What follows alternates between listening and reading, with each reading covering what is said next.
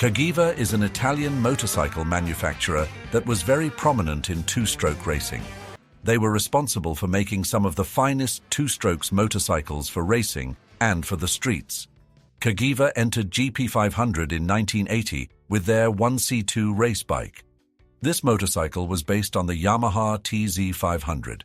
It featured 498cc inline-4 two-stroke engine with 118 horsepower. The 1C2 had a very rare intake mechanism, where there were 4 rotary disc valves perpendicular to the crankshafts driven by belts. This type of intake design was never been used with inline-4 engines. However, it was very complicated and affected the engine's packaging. These bikes were considerably wider due to that same reason. This engine was used in 1980 and 81.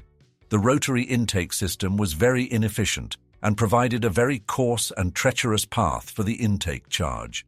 Both of these years were terrible for Cagiva since it rarely qualified and could not even get a single championship point. After that, Cagiva switched to square 4 engine.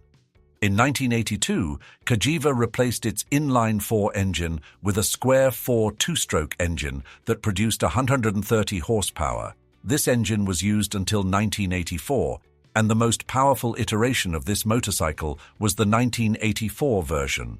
Since the square 4 engine was very compact, this enabled the bike to be narrower and easy to maneuver. Cagiva was still struggling with handling issues, but it was slightly better than inline-4.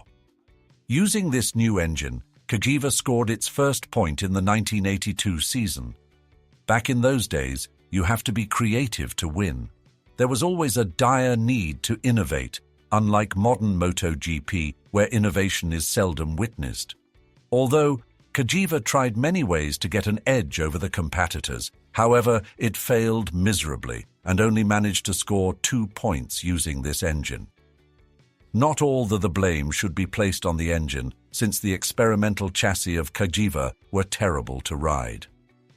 In 1985, Honda and other top teams started to use V4 engines, and Cagiva quickly followed their steps.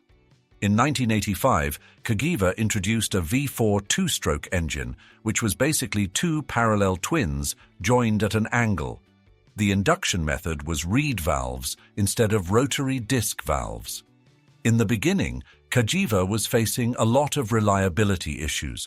Most of the time, Cagiva bikes were not able to qualify, and when they did, they almost never make it to the checkered flag.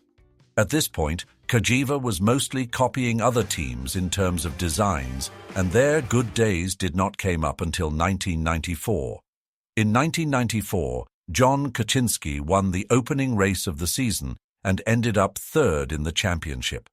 This was their farewell to 500 GP racing, and it has not made comeback since. Most people believed that if Cagiva would have stayed a few more years, they would have won some championships. Do you think Cagiva should have stayed? Let us know in the comments and enjoy the beautiful sound and looks of their last Italian racing beast.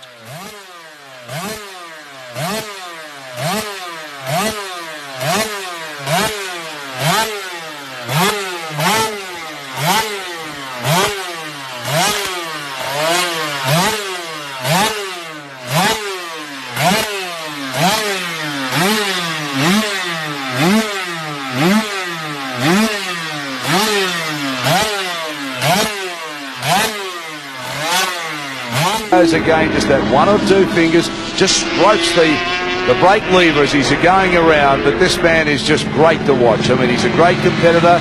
He's also a fantastic race tactician, and that's the big difference. Come race day, this man always rides totally different. That's right, and it's interesting actually, out of all the top runners, in fact out of everybody out there this afternoon in this final practice session, Eddie Lawson is the only one that has gone faster than he has done in the previous sessions. He's now down in the 1:31, so he really is with the big boys now. 1:31.948 is currently 5th fastest, but Eddie Lawson, with 20 minutes to go, is the only rider that has gone quicker this afternoon. And what a great view of the Eastern Creek circuit. I think it gives viewers a real idea just how tight and how demanding this circuit is for riders, how fit they've got to be.